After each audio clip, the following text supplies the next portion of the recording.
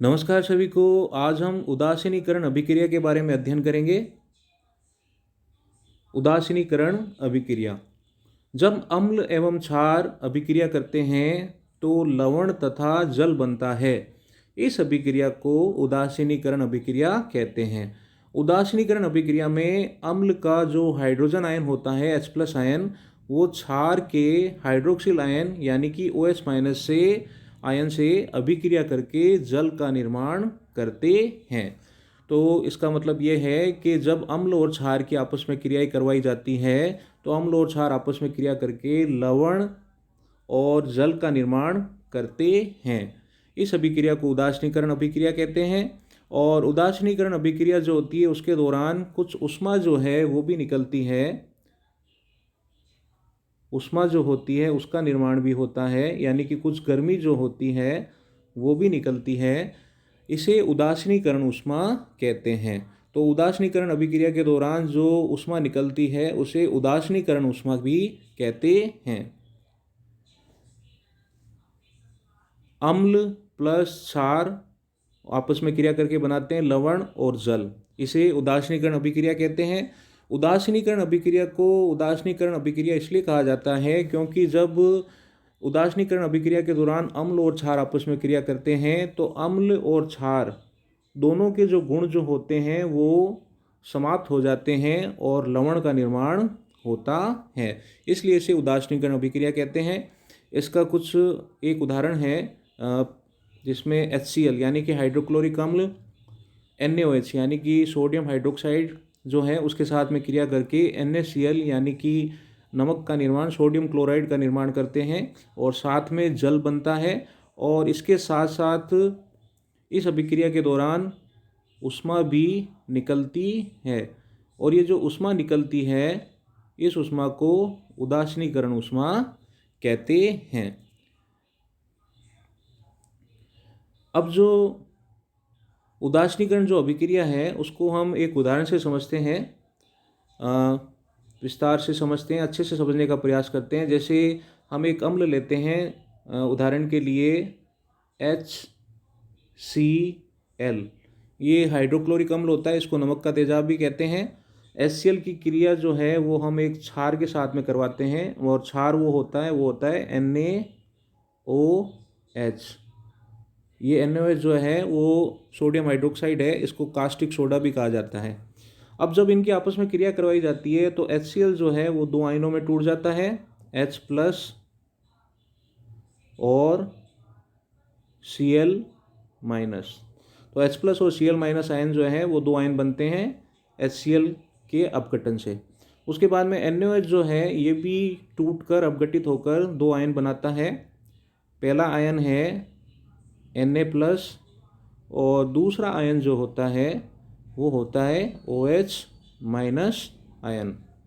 अब ये जो H+ आयन है और ये जो OH- आयन है, यानी कि जो हाइड्रोजन आयन है और जो हाइड्रोक्सिल आयन है, ये आपस में क्रिया करेंगे और ये आपस में क्रिया करके ये जो है ये आपस में क्रिया करेंगे और ये आपस में क्रिया करके जो जल का जो अणु होता है H2O उसका निर्माण करते हैं। तो जल का जो अणु होता है उसका निर्माण करते हैं। अब पीछे बच गए Na+ आयन, सोडियम आयन और Cl- आयन, क्लोराइड आयन। ये दोनों जो हैं ये भी आपस में जुड़ जाएंगे, आपस में क्रिया करेंगे और आपस में क्रिया करके लवण का निर्माण करेंगे, यानी कि NaCl का निर्माण करेंगे, सोडियम क्लोराइड जो है उसका निर्माण करेंगे।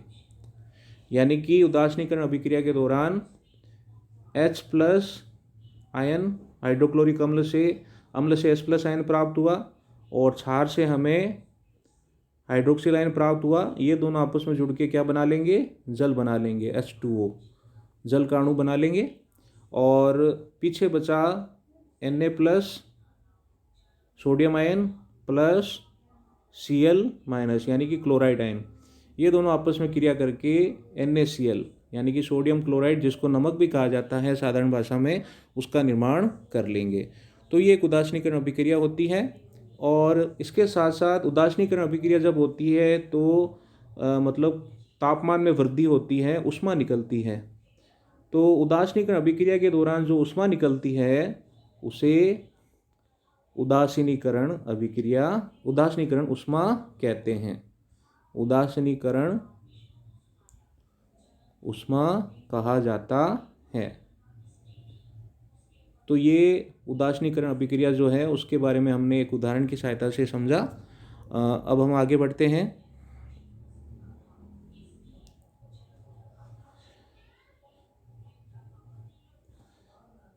अब अम्ल जो होते हैं वो भी दो प्रकार के होते हैं, प्रबल अम्ल और प्रबल अम्ल के साथ साथ दुर्बल अम्ल भी होते हैं। और प्रबल क्षार जो होते हैं, क्षार जो होते हैं वो भी दो प्रकार के होते हैं। एक तो होता है प्रबल क्षार और दुर्बल क्षार। यानी कि जो अम्ल जो होते हैं वो भी दो प्रकार के, प्रबल अम्ल और दुर्बल अम्ल। और क्षार जो होते हैं वो भी दो प्रकार के, प्रबल क्षार और दुर्बल क्षार। अब अगर प्रबल अम्ल और प्रबल क्षार की अभिक्रिया कराई जाए तो विलयन, उसकी अभिक्रिया कैसे होगी और विलयन किस प्रकार का होगा उसके बारे में समझते हैं। जब प्रबल अम्ल और प्रबल क्षार की आपस में क्रिया करवाई जाती है तो जो विलयन होता है उसमें लवण और जल बनता है। लेकिन जब प्रबल अम्ल और प्रबल क्षार की क्रिया होती है तो प्रबल अम्ल जो होता है वो पूर्ण आयनित हो जाता है, क्योंकि प्रबल है तो ये पूर्ण आयनित हो जाएगा, पूरी तरह से आयनित हो जाएगा, अब अपने आयनों में टूट जाएगा। और प्रबल क्षार जो है वो भी प्रबल होता है और ये भी पूर्ण आयनित हो जाएगा, मतलब अपने आयनों में पूरी तरह से टूट जाएगा। तो पूर्ण आयनित होने की वजह से प्रबल अम्ल से हाइड्रोजन आयन बनेंगे और प्रबल क्षार से हाइड्रोक्सिल आयन बनेंगे। तो प्रबल अम्ल और प्रबल क्षार की जब क्रिया होती है तो हाइड्रोजन आयन और जो हाइड्रोक्सिल आयन जो होते हैं वो आपस में लगभग बराबर बनते हैं। उनकी जो सांद्रता जो होती है वो बराबर होती है। सांद्रता बराबर होने की वजह से सभी हाइड्रोजन आयन और सभी हाइड्रोक्सिल आयन जो है वो आपस में क्रिया करके, पूर्ण रूप से आपस में क्रिया करके जल का अणु बना लेते हैं, जिसकी वजह से जो प्रबल अम्ल और प्रबल क्षार की क्रिया के दौरान जो विलयन होता है उसकी pH 7 होती है। यानी कि वो जो विलयन जो होता है वो उदासीन प्रकृति का होता है। तो जब प्रबल अम्ल और प्रबल क्षार की क्रिया करवाई जाती है तो विलयन का जो pH जो होता है वो 7 होता है और विलयन जो होता है वो उदासीन प्रकृति का होता है। इसका उदाहरण है HCl प्लस NaOH, तीर का निशान NaCl प्लस H2O। HCl यानी कि हाइड्रोक्लोरिक अम्ल जो कि एक प्रबल अम्ल है, NaOH यानी कि सोडियम हाइड्रोक्साइड ये एक प्रबल क्षार है। इनके आपस में जब क्रिया होती है तो NaCl यानी कि सोडियम क्लोराइड का निर्माण होता है और साथ में जल का अणु बनता है। तो प्रबल अम्ल और प्रबल क्षार की जब अभिक्रिया करवाई जाती है तो विलयन का pH जो होता है वो 7 रहता है और इसके साथ साथ विलयन जो होता है वो उदासीन प्रकृति का होता है। अब अगर प्रबल अम्ल और दुर्बल क्षार की आपस में क्रिया करवाई जाए तो विलयन किस प्रकार का होगा उसको समझते हैं। तो जब प्रबल अम्ल और दुर्बल क्षार की जब क्रिया करवाई जाती है तो प्रबल अम्ल जो होता है वो प्रबल होता है, इसलिए वो पूर्ण रूप से आयनित हो जाता है, यानी कि आयनों में पूरी तरह से टूट जाता है। लेकिन दुर्बल क्षार जो होता है वो दुर्बल होता है, उसकी वजह से वो अपूर्ण रूप से आयनित होता है, यानी कि पूरी तरह से आयनित नहीं होता है अपने आयनों में। इस वजह से विलयन में जो हाइड्रोजन आयन की जो सांद्रता जो होती है वो हाइड्रोक्सिल आयन की सांद्रता से ज़्यादा होती है। हाइड्रोजन आयन की सांद्रता जो होती है वो हाइड्रोक्सिल आयनों की सांद्रता से ज़्यादा होती है। यानी कि जब विलयन में हाइड्रोजन और हाइड्रोक्सिल आयन आपस में क्रिया करते हैं और जल बनाते हैं तो उसके पश्चात भी हाइड्रोजन आयन जो होते हैं वो विलयन में बच जाते हैं, शेष रह जाते हैं, क्योंकि हाइड्रोजन आयन की सांद्रता जो होती है वो हाइड्रोक्सिल आयन से ज़्यादा होती है, जिसकी वजह से विलयन में हाइड्रोजन आयन जो होते हैं वो शेष रह जाते हैं। और हाइड्रोजन आयन शेष रहने की वजह से विलयन जो होगा वो किस प्रकृति का होगा? अम्लीय प्रकृति का होगा, अम्लीय प्रकृति का होगा। और साथ साथ इसकी जो pH जो होगी वो 7 से कम होगी। तो जब प्रबल अम्ल और दुर्बल क्षार की आपस में क्रिया करवाई जाती है तो विलयन जो होती है वो अम्लीय प्रकृति की होती है और उसकी pH जो होती है वो 7 से कम होती है। उदाहरण के लिए HCl यानी कि हाइड्रोक्लोरिक अम्ल और NH4OH यानी कि अमोनियम हाइड्रोक्साइड, इसकी जब आपस में क्रिया करवाई जाती है तो NH4Cl यानी कि अमोनियम क्लोराइड का निर्माण होता है और जल का निर्माण होता है। यहाँ पे HCl जो है वो प्रबल अम्ल है, NH4OH यानी कि अमोनियम हाइड्रोक्साइड जो है वो दुर्बल क्षार है और आपस में क्रिया करके ये NH4Cl यानी कि अमोनियम क्लोराइड लवण बनाते हैं और साथ में जल का अणु बनाते हैं। तो ये प्रबल अम्ल और दुर्बल क्षार की अभिक्रिया का उदाहरण है। अब अगर दुर्बल अम्ल और प्रबल क्षार की आपस में अभिक्रिया करवाई जाए तो विलयन की प्रकृति कैसी होगी। अभी तक हमने क्या हम समझा, प्रबल अम्ल और प्रबल क्षार की जब क्रिया करवाई जाए तो विलयन की प्रकृति कैसी होगी। फिर हमने समझा कि प्रबल अम्ल और दुर्बल क्षार की आपस में क्रिया करवाई जाए तो विलयन की प्रकृति कैसी होगी।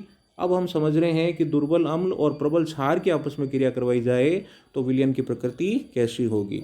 जब दुर्बल अम्ल और प्रबल क्षार की आपस में क्रिया करवाई जाती है तो दुर्बल अम्ल जो है ये दुर्बल है, इसलिए ये पूर्ण रूप से आयनों में आयनित नहीं होता, अपूर्ण रूप से आयनित होता है। जबकि प्रबल क्षार जो है वो प्रबल है, तो प्रबल होने की वजह से ये पूर्ण आयनित हो जाता है, यानी कि अपने आयनों में पूरी तरह से टूट जाता है।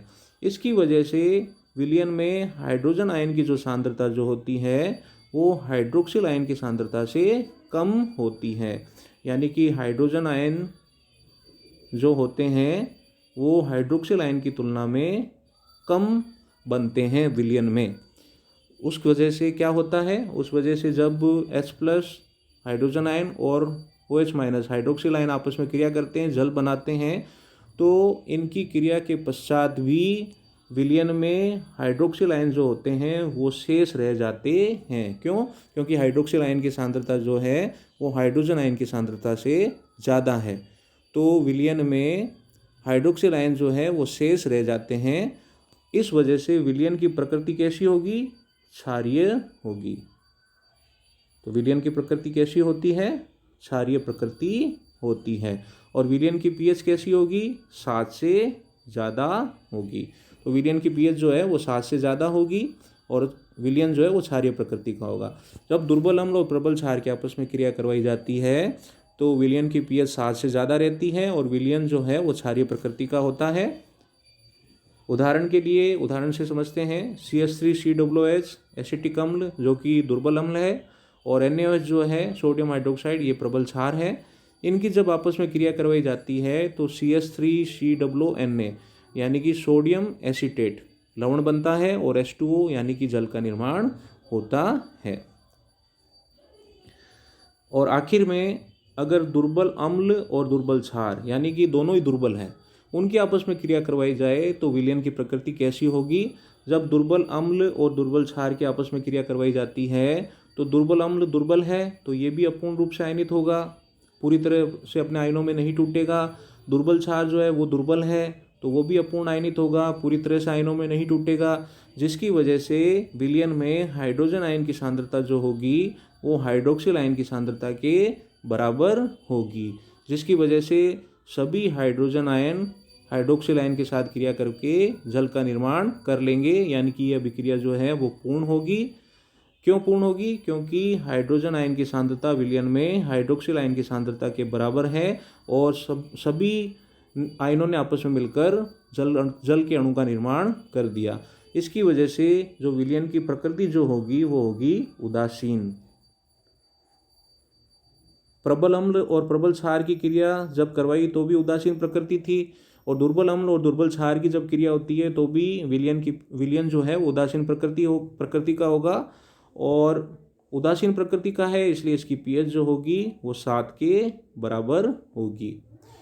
तो जब दुर्बल अम्ल और दुर्बल क्षार की अभिक्रिया करवाई जाती है तो विलयन की pH जो है वो लगभग 7 के बराबर होती है और विलयन जो होता है वो उदासीन प्रकृति का होता है। उदाहरण के लिए CH3COOH एसिटिक अम्ल ये दुर्बल अम्ल है, NH4OH अमोनियम हाइड्रोक्साइड ये दुर्बल क्षार है और इनकी आपस में क्रिया होती है तो CH3COONH4 यानी कि अमोनियम एसीटेट लवण का निर्माण होता है और साथ में जल का अणु बनता है। इस प्रकार से हमने उदासीनीकरण अभिक्रिया जो है उसके बारे में विस्तार से अध्ययन किया। तो जय हिंद, जय भारत, धन्यवाद।